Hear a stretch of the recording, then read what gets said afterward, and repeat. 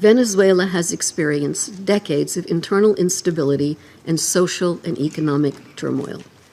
Democracy has been undermined. Millions of its people have fled the country.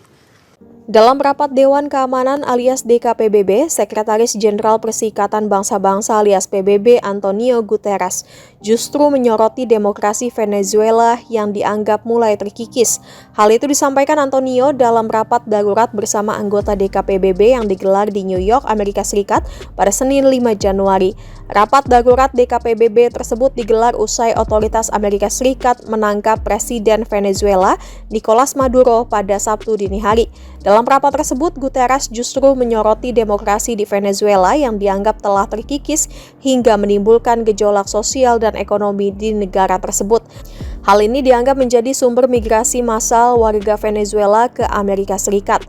Maka Guterres menekankan agar semua pihak di Venezuela untuk terlibat dalam dialog inklusif dan demokratis, di mana semua sektor masyarakat dapat menentukan masa depan mereka. Hal ini mencakup penghormatan penuh terhadap hak asasi manusia, supremasi hukum, dan kehendak kedaulatan rakyat Venezuela. Guterres juga mendesak negara-negara tetangga Venezuela dan komunitas internasional secara lebih luas untuk bertindak dalam semangat solidaritas dan dengan mematuhi prinsip hukum dan peraturan yang ditetapkan untuk mendorong hidup berdampingan secara damai.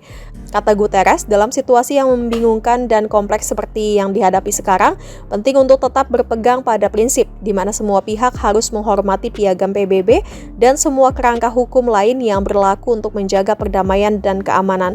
Semua anggota PBB juga diminta menghormati prinsip-prinsip kedaulatan, kemerdekaan politik, dan integritas wilayah negara, serta melarang mengancam atau menggunakan kekerasan sebab kekuasaan hukum harus ditegakkan.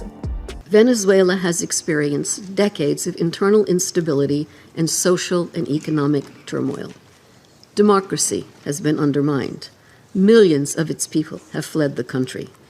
The situation is critical, but it is still possible to prevent a wider and more destructive conflagration. I call on all Venezuelan actors to engage in an inclusive, democratic dialogue in which all sectors of society can determine their future. This entails the full respect of human rights, the rule of law, and the sovereign will of the Venezuelan people.